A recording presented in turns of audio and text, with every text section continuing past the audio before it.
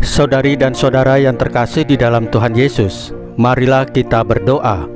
Doa yang diajarkan oleh Tuhan Yesus sendiri.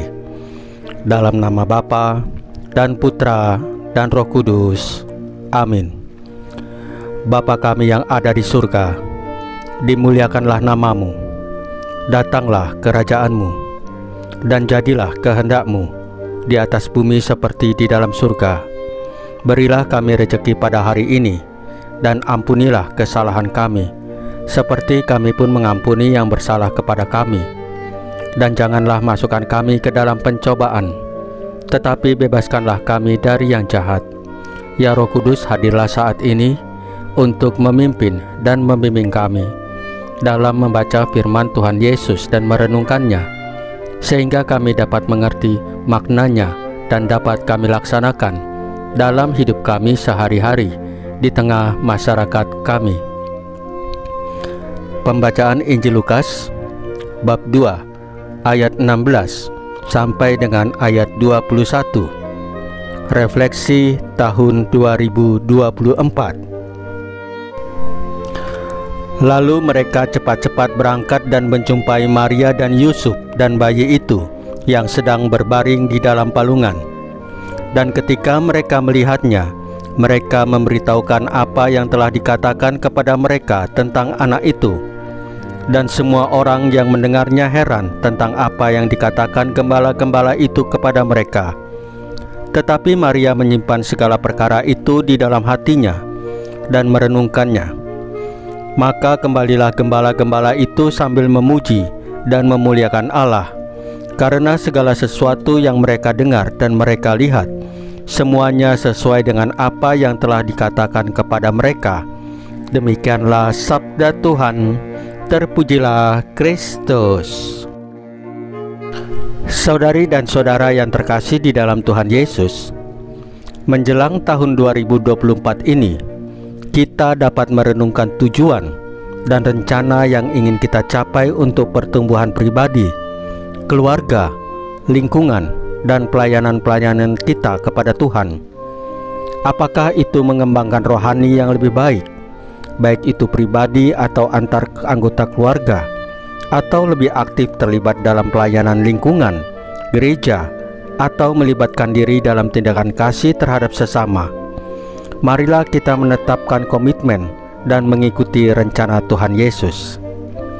Tahun 2024 adalah panggilan bagi kita untuk melihat kembali setiap pengalaman iman kita dan merenungkan bagaimana Tuhan Yesus telah bekerja dalam hidup kita selama tahun 2023. Dalam tiap kejadian, janganlah melupakan kasih Tuhan Yesus yang mengalir tiada henti dan belas kasihannya yang melimpah.